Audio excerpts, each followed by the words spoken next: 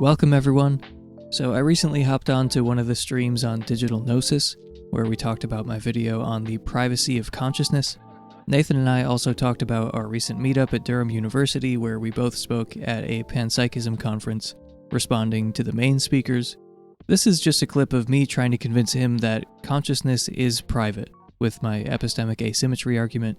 But if you want to see everything Nathan says about it, as well as our conversation about the value of philosophy, then hop on over to his channel and watch the full stream. Well, the full stream is 5 hours long. I'm just there for the last 90 minutes or so, and if I'm not mistaken, some of you were there earlier.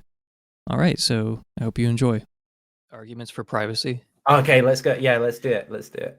Okay, so the one argument is like, I'm always going to have a greater level of justification for belief in the existence of my own mind than I'm going to have for belief in the existence of your mind or the minds of higher animals. And then I pointed to an illusionist who denies that, who thinks there's like a kind of symmetry between his mind and other minds. And I said, yeah, that makes sense because illusionists deny privacy.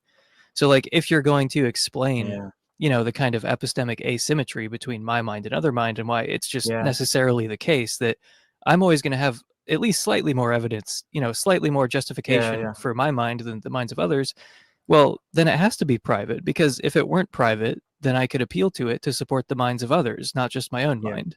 So there must be something private about consciousness. And if you want to say there's not, then you've got to accept George Ray's position, you know, who says there's like this epistemic symmetry between his mind and other minds. And I think that's just like too high of a cost. So that was like the main argument.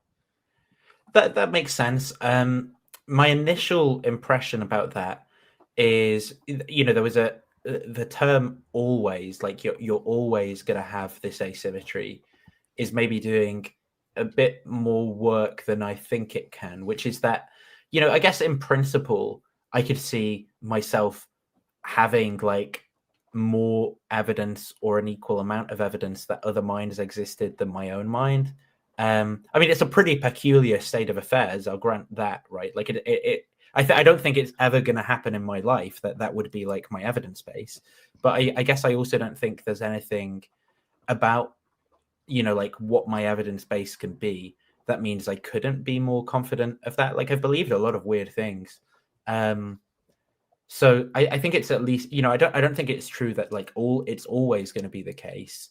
But then could I have like an evidence base, even if I was assessing that evidence from my own perspective, that made me more strongly convinced of other minds than my own mind? I think so. Like I think I can imagine that. Like I'm not saying this to be like cheeky or as a reduction. I just think that, like, you know, I'm not convinced that that's impossible or something. So well, I mean, surely it's the case that like if you look at me, you know, my experiences are not like visually presented to you, right?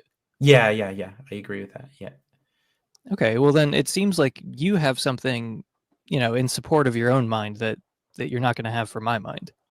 With the evidence base I have, like just looking at you, yeah. But if you had like a super special microscope, then you might have more evidence.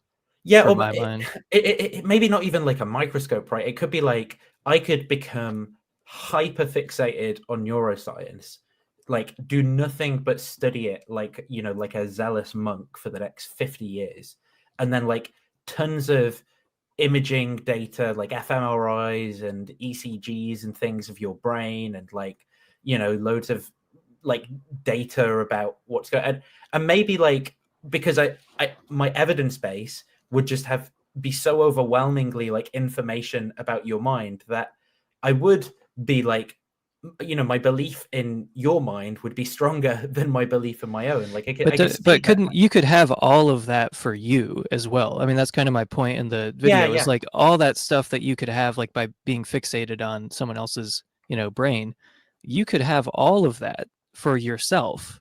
Like everything that you could have via scientific instruments in support of other minds, you could also have for your mind. But then there's this additional thing that you have for your mind that you don't have for other minds.